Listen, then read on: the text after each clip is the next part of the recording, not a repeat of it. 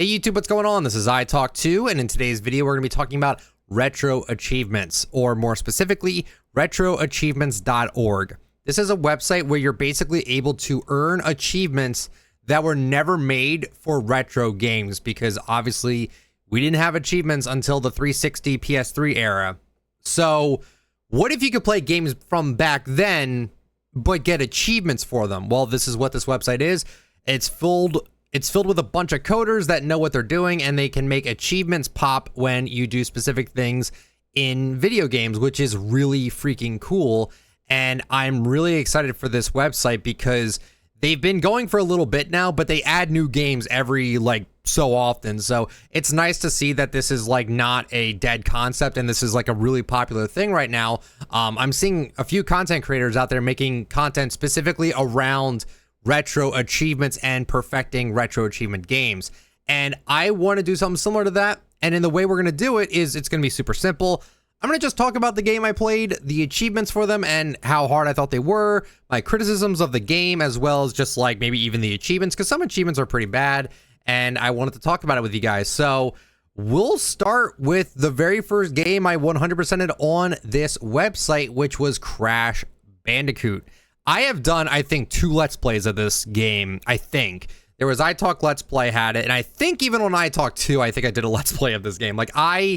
I love Crash Bandicoot. It is my favorite game of all time, and I mastered it in 2 hours and 52 minutes. Now, I don't remember how long it took me to do the Let's Play of it both times. I don't remember. But Crash Bandicoot, easily my favorite game of all time. It's the first game I ever played when I was 3 years old. I'm 30 now, and I have perfected this game. I know exactly how to do it, know exactly how to beat it. And this was no sweat. One cool thing with the website we'll also go over here, but we're going to just mostly talk about Crash Bandicoot, is the fact that you can interact with other people. The coolest thing with this website, in my personal opinion, is the community. The fact that you could see, here's the latest masters. You could see how many people mastered the game when they mastered it. You could even see how long it took them. So for this person here, this random person, I'm just going to pick them. Sorry if you didn't want your name out there, but I want to see how long did it take for them to beat Crash 1. It took them 8 hours and 11 minutes. That's not bad. That's really not bad at all. Again, it's just crazy to me that it only took me not even 3 hours. Also, the big thing with retro achievements, you cannot save state. You can't save state. You can't use any slowdowns. You can't do anything that would cheese the game. The one thing you can do is you can fast forward. You can use fast forward abilities to just make loading screens go by faster by making monotonous things go by faster. You can use that. For Crash 1, I did not do that because I had no reason to. The game goes pretty quickly anyway. So I want to talk about Crash Bandicoot 1 for the very first video of Retro Achievements. So I got this done. I wish it would tell me when I got it done. I know it does, but I wanted to know if it would show it to me on this one. It does not. I got it done on June 12th, 2025. That was when I'm okay, let's just see how many games I can master in a short amount of time. I've mastered 19 at this point. So almost a game a day I have gotten platinumed or mastered in this website's case. So we'll go over Crash Bandicoot with their achievements. So you can also see the percentages here. So to get invincibility, 30,000 out of 32,000 people got it. So this is yeah, you're obviously going to get this achievement. It's pretty easy to get it. Also, there's a thing called missables, which it makes sense if you play a game and there's a certain thing that only happens if you do it, and if you do something else, you might not be able to do it again until you start a new game. That's a missable. And in this case, the missable for this game is complete a stage missing at least 50 boxes on the results screen. Now, the reason why this is missable is because there's only a few levels that have 50 boxes plus, and if you complete them without getting this done, you won't get the animation where it'll say if you either got the gem or you're just missing some boxes. If you get through the level, if you get through all the levels, you'll never see that screen ever again. So that's why it's unmissable. I believe I did this on Jaws of Darkness. I just didn't hit any boxes and I was able to get that done. So really easy. Also, I think there's a thing right here called One By, and I sort this to show off the hardest achievements. So this right here, the Crashed and Smashed achievement, this is the one that has the least amount of people that got this done. Also, you'll see it says 3,200, and then you'll see 2,339. The number in parentheses are the people that are playing not hardcore. Essentially, hardcore mode is what I just explained. No save states, no slowdowns, no cheesing, no cheating, no nothing like that. The gray, I don't even fully know it because I'm not interested in doing that. But that allows you to save state. That allows you to cheese the game a bit if you just want to have a chill time and not care. I like the fact that there is a distinction because I do like mastering my games as obviously as a completionist as well as with just like, you know, not using save states. I want to play the game as authentic as I humanly can. So the hardest achievement, honestly, there's quite a few achievements that are like on the line. Like this is the hardest one, 3,200, but then the next one is 3,350, and then the next one is 3,481, then the next one is 3,607, then the next one is 3,636. Like there's actually quite a few achievements that a lot of people just flat out did not get, and we'll go over some of the ones that I found to be the most difficult, but we'll obviously go through the ones that most people did not get. So this one was defeat Nitrous Brio without pressing up and without taking damage. Return to the map if you fail. So if you die, you have to exit, then get back in the level. That would be something you would use fast forward for, just to speed through that. But yeah, when I saw this, I was very shocked that this was even like a thing. Like the cool thing with the website is it's not just beat level 1, beat level 2, beat level 3, beat level 1 on hard, beat level 2 on hard. It's not even like that all the time. I mean, I don't mind if it is like that, but with Crash Bandicoot, they actually went out of their way to be like, hey, let's make some like some fun achievements. So the hardest one to get is probably one that people didn't really check because this one is just so like, why would you do this? Without pressing up is interesting because the boss fight contains a whole bunch of stuff that goes on, and obviously you would press up in this scenario, but you can do it without actually pressing it at all, which makes it kind of fun. But at the same time, it is a little, you know, kind of a little annoying. I could see why people would probably didn't want to go for this. But anyway, that is the hardest achievement. Then the next one is complete a stage missing at least 50 boxes. Again, I think the reason why this one is so hard to get is because most people just don't try to do this. When you play Crash Bandicoot, you want to break the boxes. You want to get the Wumpa Fruit. You want to get all that. Purposely avoiding 50 boxes is definitely a choice. And a lot of people probably don't want to do that.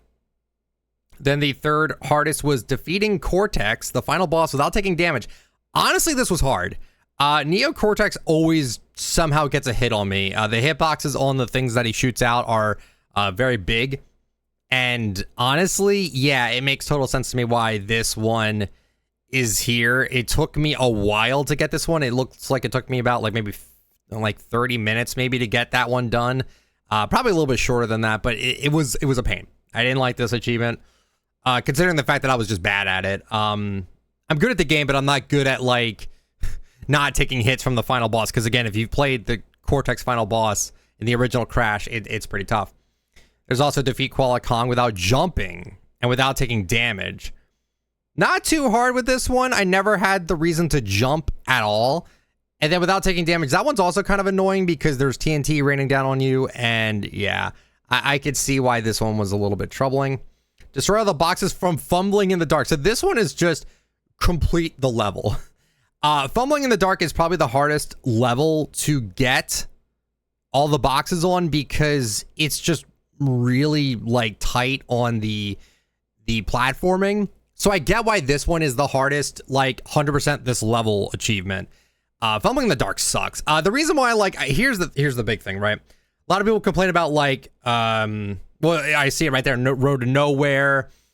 I see people complain. Like, look, even more people have this achievement, like completing the game 100%, than getting this. Just getting all the boxes from Fumbling in the Dark and collecting the gem.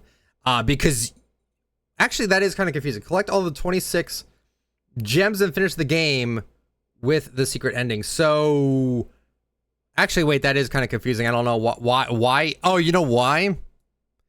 So it's probably that is really confusing as to why more people don't have this if they did this. Because like to get this, you have to do this. So why is there more on this? I'm actually slightly confused on that one.